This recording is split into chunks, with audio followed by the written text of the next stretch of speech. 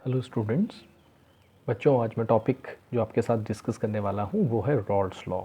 We will talk about Raoult's law. Raoult's law के बारे में बात करेंगे। सॉल्यूशन चैप्टर के अंदर रॉल्स लॉ उसके बारे में बात करेंगे। तो देखिए, रॉल्स लॉ को समझने से पहले आप ये समझिए। ओके, देखिए बच्चों, हमारे पास दो लिक्विड हैं। सपोज़ पहले आप मानिए हमारे पास कोई लिक्विड है ए। ओके, ए लिक्विड है, आपने इसको कंटेनर में फिल कर दिया है, क्लोज कंटेनर है। ओके, क्लोज कंटेनर है। तो जैसे हमने प्रीवियस क्लास में आपको वेपर प्रेशर के बारे में बताया था कि ए का जो वेपर प्रेशर होगा, प्योर ए का जो वेपर प्रेशर होगा वो मान लीजिए पी नॉट ए है। वेपर प्रेशर तभी क्रिएट होगा जब आपका कंटेनर क्लोज होगा। तो ए लिक्विड हमने कंटेनर के फिल किया हुआ है और इसका वेपर प्रेशर हमने कहा पी नॉट ए है। एक हमारे पास दूसरा कोई लिक्विड है, से बी। अगेन इसका वेपर प्रेशर अगर हम देख रहे हैं तो it is P naught B. Pure A का वेपर प्रेशर हो गया पी नॉट ए और प्योर बी का वेपर प्रेशर हो गया पी नॉट बी। क्लियर? अब हम इन दोनों को ऐड करेंगे। ऐड करने के बाद हम लोग इसका एक बनाएंगे सॉल्यूशन। सॉल्यूशन ए और बी को मिलाकर हमने बनाया सॉल्यूशन। ओके, तो सॉल्यूशन के अंदर अगर हम लोग वेपर प्रेशर देखें कंपोनेंट्स का, ए और बी का, जिससे मिलाकर आपका सॉल्यूशन बना है, इसका अगर हम लोग वेपर प्रेशर देखें तो ए का वेपर प्रेशर होगा पी ए। ज़रा गौर कीजिएगा, पी नॉट ए कब था? जब ए प्योर है, यानी कि हमने इसमें कोई दूसरी चीज़ ऐड नहीं की है। और पी नॉट बी कब है? जब बी प्योर है, इसमें जब ए ऐड नहीं हुआ है। लेकिन अब हम इन दोनों को ऐड करके सॉल्यूशन बना रहे हैं। तो सॉल्यूशन के अंदर अगर हम लोग ए और बी का वेपर प्रेशर देखेंगे तो it will be P A and P B.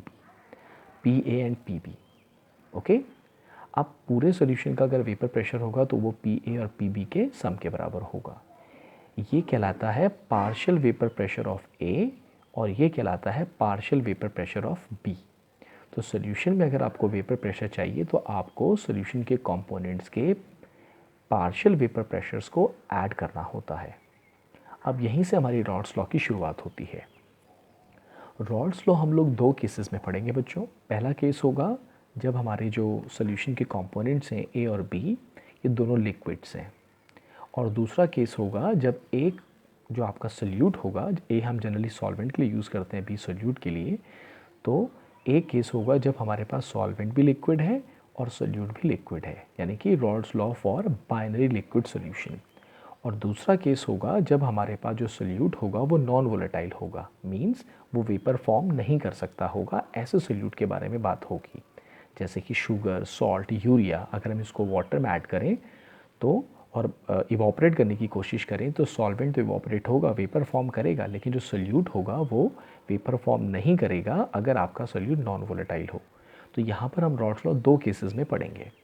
तो पहली बात देखो, रॉल्स लॉ क्या कहता है। पहले हम बात करते हैं for Rawls law for binary liquid solution, यानी कि अगर आपका सोल्यूशन में दोनों लिक्विड्स हों, सॉल्वेंट भी और सोल्यूट भी।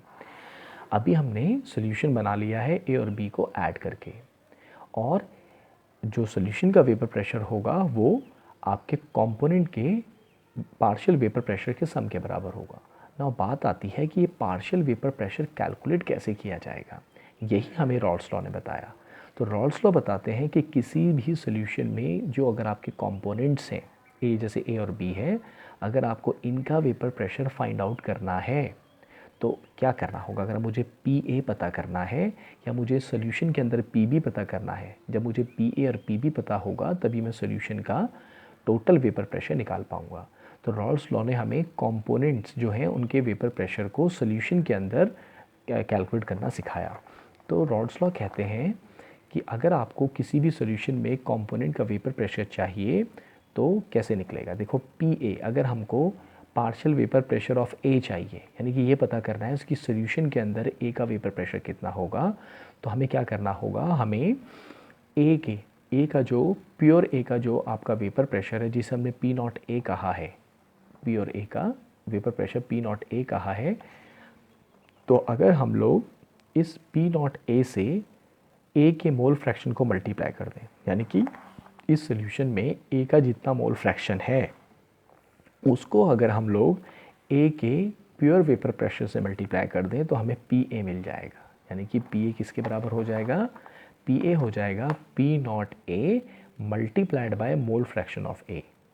उसी तरीके से अगर हमको बी का वेपर प्रेशर चाहिए इस सॉल्यूशन के अंदर, तो हमको इस सॉल्यूशन में पहले बी का मोल फ्रैक्शन पता करना होगा, और अगर हम बी के मोल फ्रैक्शन को पता करके बी के प्योर वेपर प्रेशर के साथ मल्टीप्लाई कर दें तो वो हमें पी बी दे देगा। यानी कि पी बी किसके बराबर होगा बच्चों, पी बी होगा पी नॉट बी, जो बी का प्योर वेपर प्रेशर होता है उसको हमने सॉल्यूशन के अंदर जो बी का मोल फ्रैक्शन है उससे मल्टीप्लाई कर दिया है। तो किसी भी कंपोनेंट का अगर आपको वेपर प्रेशर चाहिए तो उसके मोल फ्रैक्शन से प्योर कंपोनेंट के वेपर प्रेशर को मल्टीप्लाई करके हम लोग ये पता कर सकते हैं कि आपके सॉल्यूशन के अंदर जो कंपोनेंट है उसका वेपर प्रेशर कितना होगा। तो पी ए इसके बराबर आ गया, पी बी इसके बराबर आ गया। अब आपको सॉल्यूशन का वेपर प्रेशर पता करना है, लिक्विड लिक्विड सॉल्यूशन का, बाइनरी लिक्विड सॉल्यूशन को, तो आप इन दोनों को ऐड कर दीजिए तो you will get the vapour pressure of the solution. Okay, total vapor pressure of the solution. This is the formula of Raoult's law for binary liquid solution. Clear? अब बात होगी बच्चों for solution having non volatile solute. अब हम ऐसे solution की बात करेंगे जिसमें हमारा सोल्यूट नॉन वोलेटाइल होगा, यानी कि जो बी है हमारा वो नॉन वोलेटाइल है। अगर बी नॉन वोलेटाइल है तो ये वेपर फॉर्म करेगा ही नहीं और इसका vapour pressure, partial vapour pressure B का 0 होगा। तो ऐसे सॉल्यूशन के केस में अगर आपको सॉल्यूशन का वेपर प्रेशर पता करना है तो वो केवल किसके बराबर होगा, पी ए के बराबर होगा, क्योंकि ये टर्म 0 हो गई है। क्यों 0 हो गई है, क्योंकि हमारा जो सोल्यूट है वो नॉन वोलेटाइल है। तो ऐसे केस में हमारे पास जो सॉल्यूशन का वेपर प्रेशर होगा वो केवल किसके बराबर होगा, it will be equal to the vapour pressure of A, that is solvent. हमारा पी सॉल्यूशन किसके बराबर आएगा, पी ए के बराबर।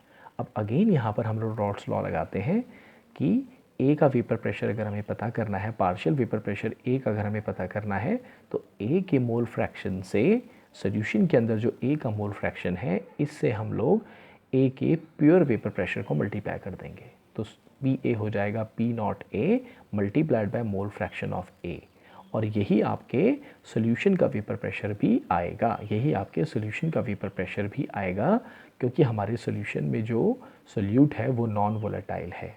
तो this is the Raoult's law for solution having non volatile solute and this is the Raoult's law for solution having volatile solute.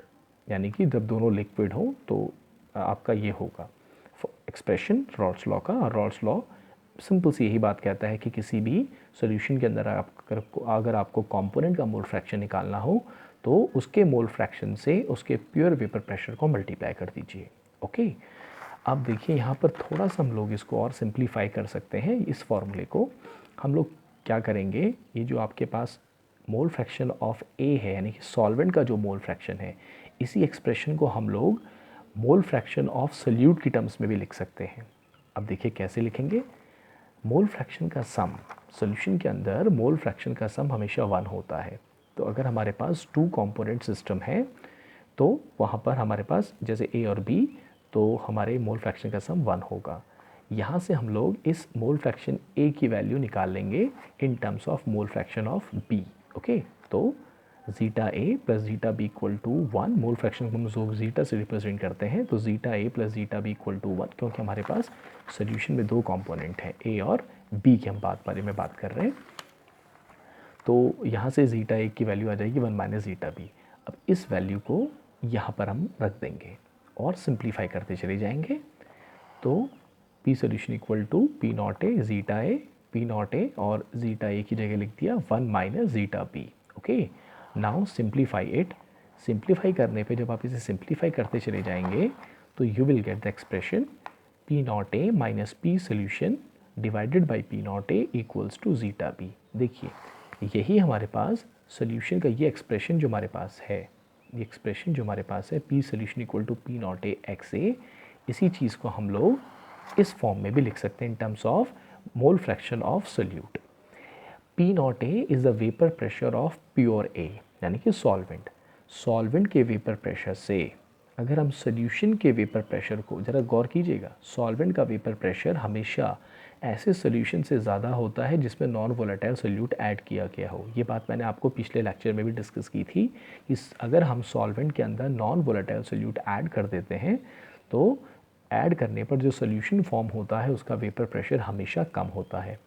तो अगर हम लोग सॉल्वेंट के वेपर प्रेशर से सोल्यूशन के वेपर प्रेशर को माइनस कर दें तो बच्चे ये इतनी चीज़ आपकी relative lowering in lowering in vapour pressure कहलाती है। जैसे नाम से इंडिकेट कर रहा है, देखो लोअरिंग इन वेपर प्रेशर। तो what is lowering in vapour pressure? It is a difference between the vapour pressure of solvent and solution.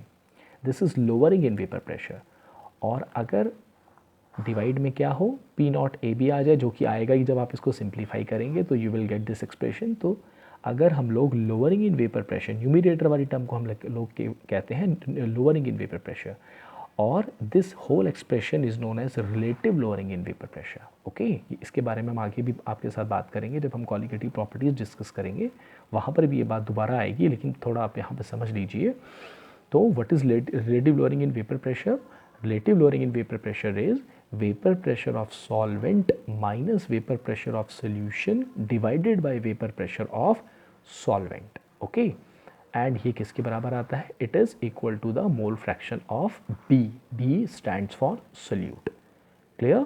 तो फिर हमारे पास ये जो एक्सप्रेशन आया था P solution equal to P not A X A, यानी कि ऐसा हम ऐसे सोल्यूशन की बात कर रहे थे जिसमें सोल्यूट नॉन वोलेटाइल हो, तो ये एक्सप्रेशन भी आ सकता है, जिसको सिंप्लीफाई करके हम लोग इसको इस तरीके से भी लिख सकते हैं। तो we will get two formulas, basically three formula we will get. This is the first one and this is the second one and this is the formula for what? For solution having volatile solute. तो I think it is clear to you.